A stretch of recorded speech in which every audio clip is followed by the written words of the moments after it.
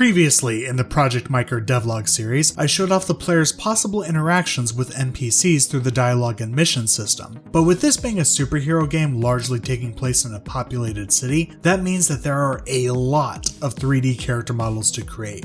This is a pretty daunting task in any game, especially one like this where I am making all the characters. But in today's devlog, I will show my process for how I create several character models in a relatively short time. My name is Skylar Fox, and this is Project Mycer.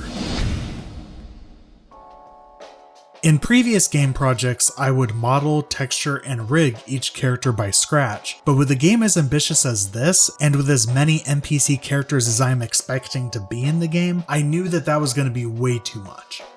One possible solution would have been to download character models off of sites like TurboSquid, CG Trader, or the Unreal Marketplace. But one of the obstacles with that is that I would have to deal with the inconsistencies that come from how each asset may be rigged. On top of that, my game's art style is not in the gritty realism category, and finding character assets that match my style without coming across as distracting would have been nearly impossible. Having said that, I will be using and modifying marketplace assets for static objects and props. Those are a little easier to modify into different art styles than living, breathing characters. Somehow, I needed to populate my game with a variety of character models that all match my style. So, what was the solution I came to?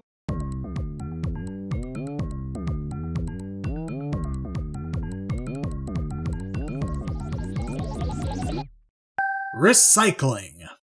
Question: what do all of these characters have in common? They all share the exact same head model, just formed into different shapes.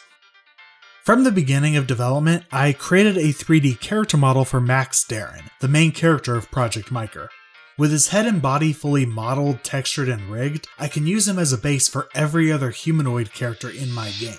Using sculpting tools, I can manipulate the polygons and reform the look of the face. There are two main benefits of doing this.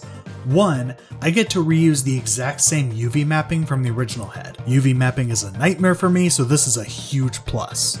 Number two, I get to keep the exact same morph targets from the original head, so I don't have to manually add morphs for the character blinking or curving their lips or something like that. At the worst case scenario, I may need to adjust the morph slightly to prevent parts of the face from clipping inside itself, but it's still overall a massive time saver. From there, I can have different texture maps for different skin tones for a generic set, or character-specific ones for the main cast of characters. Most of the time-consuming work I put into creating characters now is through creating different hairs or clothing. However, even this process will get faster and easier with the more NPC characters I create, because the more NPC characters I will be able to create, I have more and more assets that I can continue to repurpose for other characters by manipulating the polygons or textures through the exact same method that I did for faces. Another thing I did to try to help speed up the process of creating a variety of NPCs is by making certain clothing and hair textures grayscale. This way, I can use Unreal Engine's material system and multiply that texture with a color parameter. So I could have a variety of different materials for different clothing without creating unique textures for each color. This isn't something I would do for main characters, but for NPCs this is a really good way to be able to save up on space that would ordinarily be taken up by a lot of custom textures.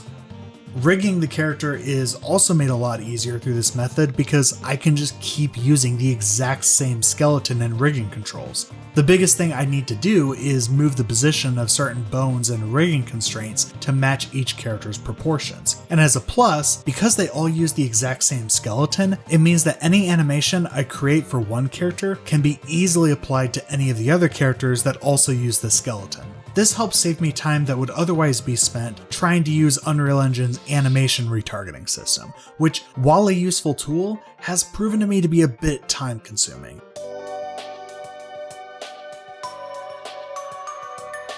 So by following this process, I've been able to speed up production of character models by a large margin. Not to say that character creation is going to be completely easy from here on out. There's still going to be a lot of characters that have to be made for this game. That's still going to be a lot of work, but it's a lot less than it would have been otherwise. And that makes the goal of having this game populated by a lot of people a lot more achievable. That will be it for today's video. It's a little bit of a short one today, but I hope you found it helpful or interesting or otherwise entertaining in any way. To keep up on future Project Mycer updates, be sure to subscribe to the channel. Thank you very much for watching, and I hope you all have a great day.